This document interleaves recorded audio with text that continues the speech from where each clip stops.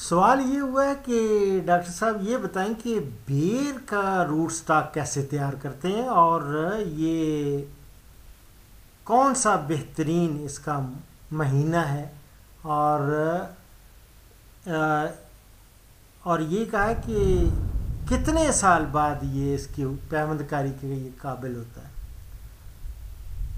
میرے بھائی، بیر کا روٹ سٹاک تیار کرنے کے لیے اس کے بیج کی کاشت جو ہے نا وہ باغ میں براہ راست کی جاتی ہے، اور اس مقصد کے لیے کاٹھے بیر کی گٹھلیاں وہ استعمال کی جاتی ہیں۔ ایک جگہ پر 2-3 گٹھلیاں لگائی جاتی ہیں، اور اگنے پر ایک جگہ پر ایک پودا چھوڑ کر فالتو پودے نکال دیے جاتے ہیں۔ اور بیج لگانے کے لیے آپ نے پوچھا کون سا مہینہ بہترین، بیج لگانے کے لیے فروری مارچ کے مہینے وہ زیادہ موزوں ہیں، اور تقریباً یہ کوئی 3 سال لے لیتا ہے۔ 3 سال کے بعد یہ پودے پیوند کاری کے قابل ہو جاتے ہیں۔ پھر آپ سافٹن کریں، آپ کریلا سے کریں، آپ جو بھی آپ کے من پسند کی ورائٹی ہے اس کے ساتھ آپ اس کی گرافٹنگ کر سکتے ہیں۔ مجھے تو سافٹن بہت پسند ہے، بہت میٹھا، بڑا مزیدار۔ وہ میں اللہ غریق رحمت کرے ڈاکٹر رخسانہ انجم کو، تو انہوں نے جو باغ لگایا ہوا تھا اپنے بہاولپور میں، ہمارا ہے وہاں ایک صدرن ایگریکلچر ریسرچ سینٹر ہے، تو وہ مرحومہ نے مجھے دکھائے تھے، بڑے پیارے پیارے ورائٹیز تھیں، اور میں ایک سافٹن کا پودا لایا بھی تھا وہاں سے گرافٹڈ، تو بہت زبردست یہ بیر کا ہے آپ۔ اور اسی طرح آپ لوگوں نے سیب کا پوچھا، تو سیب کا روٹ سٹاک تیار کرنے کے لیے عام طور پر وہ چھوٹا سیب ہوتا ہے، کریب ایپل، وہ استعمال کیا جاتا ہے۔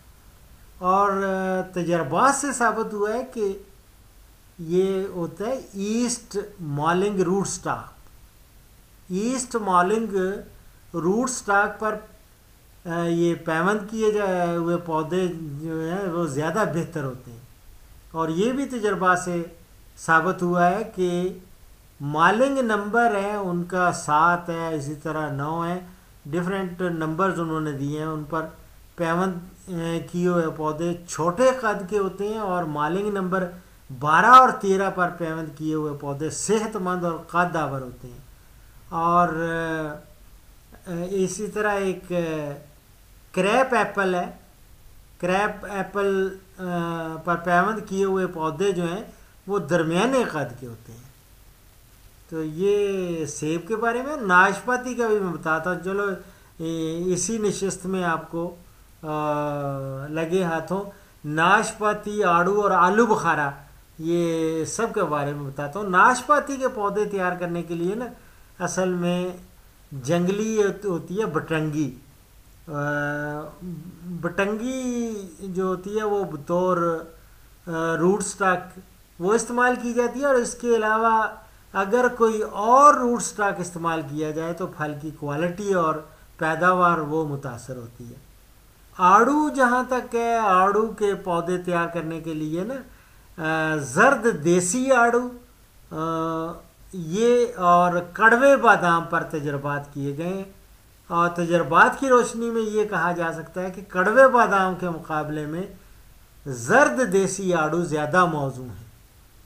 اور آلو بخارا، جہاں تک آلو بخارا کی افزائش نسل کا تعلق ہے، تو آلو بخارا کا روٹ سٹاک تیار کرنے کے لیے دیسی آلوچا یا پھر زرد دیسی آڑو اور خوبانی اور کڑوا بادام عام طور پر یہ استعمال کیے جاتے ہیں۔ اور یہ ہم نے دیکھا کہ یہ جو پشاور ہے نا، پشاور ریجن KPK میں، وہاں زرد دیسی آڑو وہ اس کا وہ کافی کامیاب تجربات ہوئے ہیں۔ ترناب جو سینٹر ہے ان کا وہاں پہ یہ کافی کام ہوا ہے آلو بخارا پہ۔